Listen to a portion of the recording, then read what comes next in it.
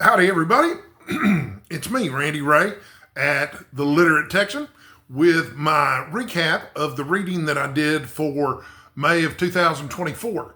And normally, when I do these monthly recaps, I do like a countdown of worst book to best book, but I'm going to do it a little bit differently. I read 14 books in May this time, and I'm just going to go through them more or less at random, not in any particular order at all, not in the order that I read them, not in order of quality. I'm going to have a little bit to say about each one, mini reviews, if you will. But there were a couple of things a little bit different about my reading in May of 2024 than usual. One of those is, of the 14 books, first of all, 14 books is a lot of books for me in a month. Usually I hit between 8 and 12. 12 is a really good month for me. 14 is a really solid month for me. And I almost finished the 15th book, but I just couldn't get it across the finish line. But that's okay. It'll be there in my June recap.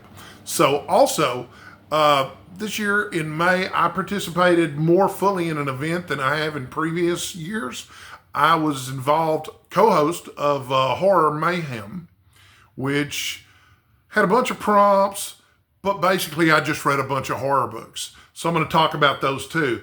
The other thing that was kind of interesting about my reading in May of 2024 is that I did more reading on my Kindle than usual. I only read 3 Dead Tree versions of books. The other 11 books that I read were actually on my Kindle. So without further ado, here are the 14 books that I read and a little bit about what I thought of them. And I'm going to start with the Dead Tree versions of these books too. Okay, so for Horror Mayhem, one of the books that I read, and I've been meaning to read it for a while, is I'm Thinking of Ending Things by Ian Reid, which was also made into a movie on Netflix. Okay, so I don't want to spoil anything, but it's kind of hard to spoil this book because not much happens. How can you have spoilers in a book where nothing happens? I did not care for this book. I don't recommend it. Didn't think it was particularly interesting. It did have some superficial resemblances to another book that I read this month called Psycho, which is a horror classic, but it was like, let's take Psycho and take it up a notch. But yeah, in fact, this book was bad enough that I almost DNF'd it. But it was such a short book that I figured I might as well go ahead and finish it. So yeah, that was one of the worst books that I read this month, if not the worst book. But on the flip side of that, here is the best book I read all month. James Lee Burke, Flags on the Bayou. Okay, now this one I highly recommend. This is historical fiction, but there's also elements of magical realism going on in here. It's set right after or right before the Civil War. James Lee Burke, I think, is one of the best writers in the business. Normally he's writing in modern day Louisiana. In this, he is writing in Louisiana, but it's a long time ago. And I marked something in here. Okay, so I wanted to read something out loud here just so you'd get a glimpse of the kind of style that we're talking about here. This paragraph here I thought was really good. I'm awful tired. Not the kind of tired you get picking cotton, but the kind when your soul has got pneumonia. When you hear voices in your head telling you to go to sleep and not wake up. I love Miss Florence, but she's headstrong and fights with me. And in the morning, I wake up so tired my eyes are red, and I can hardly gather enough firewood to fix a decent breakfast. I got mad at her once when I shouldn't have, and I gave her a good shaking after she started to wade out in the channel where a gator was hanging in the current, just waiting to rip her apart. I shook her so hard I almost snapped her neck. And I'm mad at her now, and I'm mad at God for the weather that's coming up, and I wonder if it isn't time to look the storm in the face and let it have its course. And I just think, there's just some lyricism there that just really impresses me there. And then this is from a little earlier in the book. This is just another paragraph, just another opportunity to give you a sense of the flavor of Burke's writing here. I fall into a warm sleep and do not wake until afternoon when shadows are on the ground. The window is half open, a breeze ruffling the curtains. I can hear a pig squealing and know that it is being slaughtered and is fighting for its life. I also hear shotguns booming in the swamp, killing the ducks and robins and raccoons that will go into the huge cauldron of gumbo that will be the field workers' supper. But this is the world in which I live. Pain and the killing of harmless creatures not only sustain us, they've made my family rich. But what is the alternative? A monastic life? Do the monks not kill small creatures? What about the Yankees and the burning of our homes and the rape of the colored women? Is this a place where we work and play in the fields of the Lord? So anyway, that was absolutely a fantastic book. You're going to have to forgive me. I'm going to have to hydrate here. I know Steve Donahue hates it when I drink on camera, but I'm on medication and it makes my mouth really dry. So anyway, Flags on the Bayou, absolutely fantastic novel. I believe that I found it through a recommendation from one of Steve Donahue's top 10 lists at the end of the year last year, probably from the historical fiction, but it might have been one of the crime novels. I'm not sure which. Fantastic, wonderful characters, well drawn. I don't want to spoil anything about it, but obviously it addresses the issues that you would expect. A novel set in the South with, at least one character who's a slave in it, and there's Confederate soldiers. And anyway, absolutely amazing. Definitely recommend it. The next one I'm going to talk about, okay, so that was not part of Horror Mayhem, by the way. But the next one this is called Lone Women, which was really good. Not as good as Flags on the Bayou, but it was a really, really good book nonetheless. And it was also very different from what you might expect. And, this is a horror novel, and it's about a black woman who moves to, I think it's Montana. It might have been Wyoming. I can't remember which. But anyway, she moves out there because she's got some kind of secret that she's carrying around in a trunk with her. And it reminded me a little bit of a movie that we've mentioned a couple times in various BookTube discussions lately called Django. Not Django Unchained, okay? Not the Quentin Tarantino movie, but the movie Django, which is a spaghetti western, absolutely terrific spaghetti western, by the way, where the main character is hauling a coffin around with him for the first third of the movie. He's just dragging it behind him. And every time he meets somebody, they ask him what's in the coffin, and he refuses to tell them. But it had that kind of feel to it. There was something completely different in the trunk that this woman was carrying around with her than was in the coffin in the movie Django. And that's all I'm going to say about it. I don't want to spoil it, but it was a good novel. And it was also kind of a western, sort of, if Flags on the Bayou weren't a Civil War novel, it would have been a western. And Lone Women, definitely kind of a western. So it's kind of a shame that I got through both of those before June on the Range, but no worries. There's plenty of options. If you watch my other video about my list of options for June on the Range, you'll know I've got no shortage of westerns to choose from. And then I've got 11 books over here on my Kindle that I read. And I put them all in one folder here so that I can get to them quickly to talk about them here. All right, so right now I'm going through a project that I haven't talked about. I'm going to read 100 self-help books. I'm not a big fan of the self-help genre. And I don't really feel like at this point in my life I need a whole lot of self-help either. I've already walked on burning coals at the Tony Robbins seminar, and I did that 20 years ago, so I don't recommend it, by the way. My experience at the Tony Robbins seminar is that the way they run the seminar is basically a type of brainwashing technique. They don't feed you. They have you skip lunch. They have you jump up and down until you're physically exhausted. They condition you to say yes over and over again because their goal at the Unleash the Power Within seminar is to upgrade you to their really expensive seminars like Date with Destiny. So I don't recommend going to one of those things. But anyway, at any rate, I read 2 self-help books this month. One was Atomic Habits. And this is a really practical self-help book that I actually feel comfortable recommending, okay? And the idea is, since it's called Atomic Habits, an atom is really, really small. And so the idea is that if you can form really consistent small habits, those habits can add up and create a big change in your life. Anyway, this is what the cover of this looks like. There's lots of really practical advice about how to form a habit in this book. The best piece of advice I thought was attaching a habit that you want to acquire to an existing habit. So let's say, for example, you want to start going for a walk every day. Okay, if you know what your habits are when you get up in the morning, and I know what mine are. Okay, the first thing I do when I get up every morning is turn on the lamp on my nightstand. The next thing I do is to open the blinds so that I can let some natural light in the room. Then I turn on the overhead light and I turn off the fan. Then I go to the bathroom. Okay, so at any point in there, I could attach the habit of going for a walk in the morning. the easiest and probably best way to do that would be to put on my shoes and go for the walk, right after I go to the bathroom. But I could insert it right after any of those particular habits, just whatever's practical and useful. But then, you don't have to remember when you're going to do it because you just become attached to another habit. So I don't know if I'm explaining that as well as the author of Atomic Habits does. In fact, I'm sure I'm not. But at any rate, it's very good. I also read a book called Slow Productivity by Cal Newport. Now, I've read other Cal Newport books in the past, and I was particularly impressed with Digital Minimalism, which is a book where he explains how to change your relationship with social media. And I thought it was unusual and practical and really helpful. Slow Productivity, The Lost Art of Accomplishment Without Burnout. Not impressed. Did not come away from it with a lot of what I felt like was particularly actionable advice. And the entire goal of the book is to be able to get a lot done, but to do it slowly and in such a way that you don't get exhausted or you achieve some kind of work-life balance. I don't know.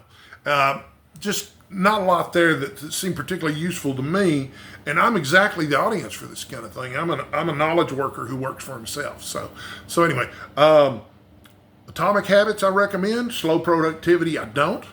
And then, okay, so I've got two more books here I'm going to mention. These are not self-help books, but I, like many readers, enjoy books about someone else's experiences as a reader. Most of these kinds of books aren't particularly memorable, but I read two of them this month. They were both pleasant enough. I know what they were about, but they're not something that I'm going to be thinking about a year from now. The first of these was called The Novel, Who Needs It? And I liked this one a lot. And this particular author, Joseph Epstein, goes into a lot of detail about a lot of classic novels. And if anything, this is probably most useful in terms of putting together a to-be-read list of classic novels that you might want to read. And he does explain the benefits of reading novels and why, because I have a lot of friends who are like, why would you waste your time reading fiction? Well, does everything have to have a utilitarian purpose? I don't think so. It's okay to do stuff that feeds my soul. Or stuff that I just plain enjoy. And I do enjoy reading novels, and I don't think there's anything at all wrong with that. But he explains in some detail how, you can definitely improve your emotional and relationship IQ by reading novels in ways that you couldn't otherwise. The other reader memoir that I read was called I'd Rather Be Reading, and it has a subtitle, which I'm going to read here in a second. I'd Rather Be Reading, The Delights and Dilemmas of the Reading Life. Very short volume. It's made up mostly of blog posts from the author's blog about her experiences as a reader. Sweet little book, like the cover. Nothing particularly memorable or terribly exciting. The other books that I read, 2, 5, 7, so I read 7 more horror books besides Lone Women, okay? So I read Interview with the Vampire by Anne Rice, which is a reread for me. I'd read it once before. This book was all the rage when I was in what they used to call junior high. Now I guess it's called middle school. But my art teacher, who I was a big fan of, turned me on to Interview with the Vampire. And of course there was a song called Moon Over Bourbon Street by Sting. But I liked Interview with the Vampire, but I didn't love it. It definitely slows down in the final third of the novel.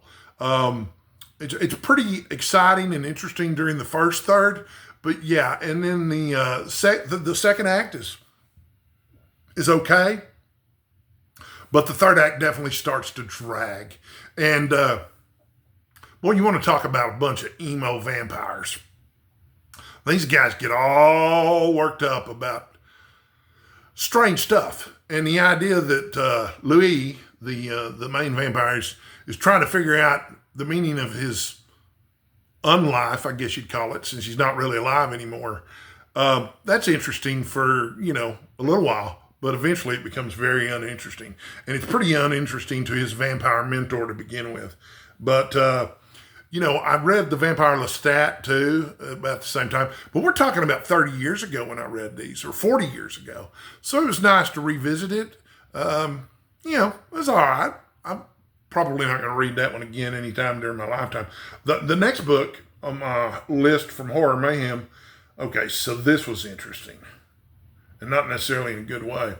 It's another vampire book, The Traveling Vampire Show by Richard Lehman. Okay, so this is my first Richard Lehman book that I've ever read. Okay, but I know about him based on his reputation. Okay, and the reputation that he has is that the sex stuff in his books is really weird and kind of creepy. And that's a reputation that I would say is well deserved. And I don't know, the book seemed almost like a young adult book. It almost felt like I was reading like something that was just a little more advanced than a Goosebumps book, but not much. The problem is, there's just this constant talk of erections and boobs. Neither of which topics I have a problem with, but also neither of them are interesting enough to dominate an entire novel in the way that this one does. Also, it had one of the most ludicrous endings that I've ever read. It was absolutely absurd. The villains of the book were, let's just to call them shallow is really, that's probably the kindest thing I could say about it. I don't recommend it. This is not a good book. It's not the worst book I've ever read, but it's definitely not a good book. I don't recommend it. Now, switching back to one that I can recommend, and this is another reread for me, The Silence of the Lambs by Thomas Harris. Okay, now this is absolutely fantastic. And, it could also be considered a crime thriller or whatever, but Thomas Harris is just such a solid writer. And, of course, I think everybody's seen, or if you haven't seen it, I'm certain you've heard of the movie, The Silence of the Lambs, and Hannibal Lecter, the main character of it. And of course, there's been multiple books and multiple movies about Hannibal Lecter, but this is the one that's really, really good. You can skip all the other ones.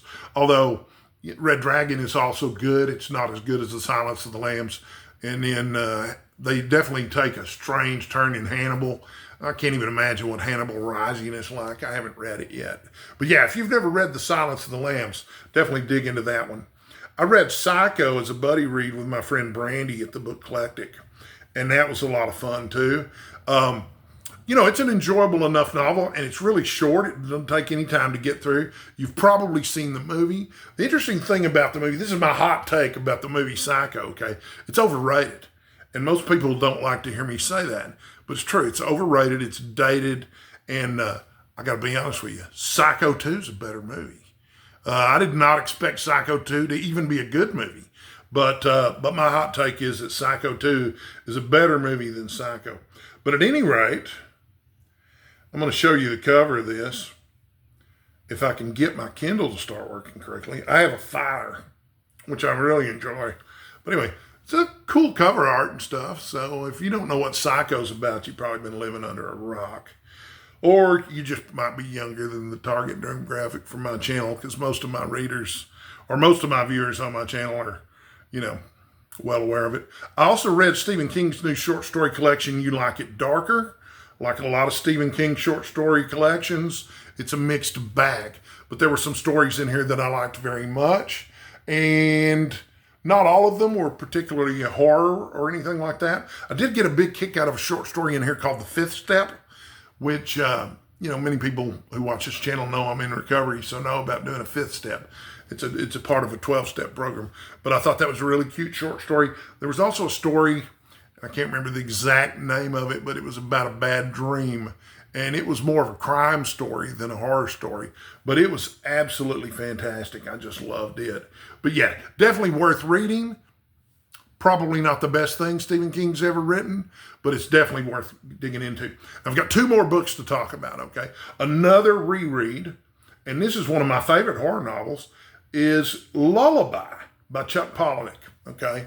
So this is the story of a guy who finds a poem that when he reads it to someone, it kills them.